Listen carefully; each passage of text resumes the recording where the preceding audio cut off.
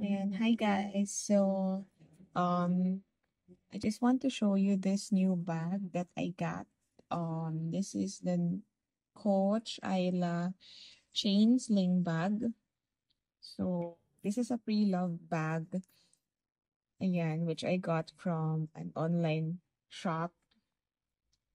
So a trusted online shop. So yan siya. Yung color niya is parang powder blue. So combination siya ng leather tapos denim, um, na tela yung kanyang material dito sa part na 'to. So, as you can see, super silver pa yung kanyang hardwares. Even dun sa kanyang chain, silver pa siya.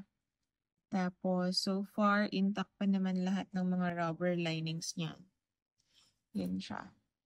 Ayan, yan lang yung mga sign of usage niya. May konting parts na may faded area. Especially dun sa kanyang corners. May parts na konti. Yan, just like that. So, meron din dyan. Yan dyan. Then sa likod. Ayan. Ito siguro yung pinakamalala na part. Yan. Then, if you guys know how to repair or repaint bags, so, ayun, pwede pa naman siyang ayusin. Then, I think this one is dirt lang siya. So, linisan ko na lang siya. Then, yan. Isla bag has a pocket outside. So, one open pocket dito. Tapos, zipper closure siya. Just one compartment lang siya. Yan siya. Naka-coach yung kanyang puller. Tapos, meron siyang YKK. Ayan, YKK zip. Tapos, inside the bag, meron lang siya isang open pocket dyan. Tapos, yan yung kanyang feed. Then, yun yung kanyang brown tag. So, this one is made in Vietnam.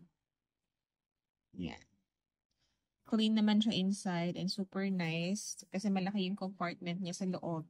So, kasha dito ang mga small to medium size wallet. Tapos siguro up to 2 cellphones. Kasha pa. Then, konting cosmetics. Yan. Kasha siya dyan. Super okay pa ng leather material. Ayan, this bag, I can use it sa mga casual or smart casual occasions. Yan, pag naka-denim na shorts or pants. So, okay na okay siyang gamitin. Yan siya.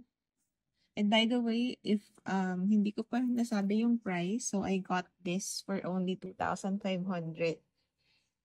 Yan siya. Super nice pa ng kanyang condition. Yan lang talaga. Ito lang talaga ang part na to. Pero since likod naman siya, I think for me tolerable naman. Di naman siya ganoon kapansinin since nakadikit naman yan sa akin. So, ito lang sa harap. Yung important. Ayan. Okay na okay pa.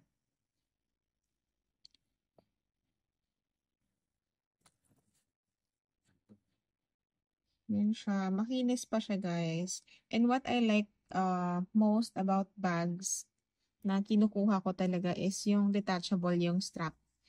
Ayan, para kapag in case na magkaroon ng more issues dun sa kanyang strap, magbakbak yung leather or pumangit na yung kanyang strap, pwede ko pa siyang palitan ng another strap.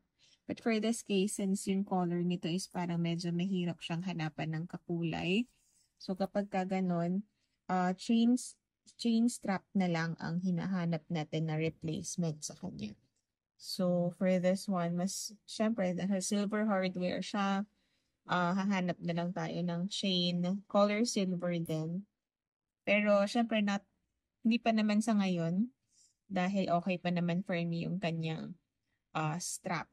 So, just in the future, or maybe for some other bags, pwede na din palitan ng strap kapag talagang malaki na yung issue niya sa strap.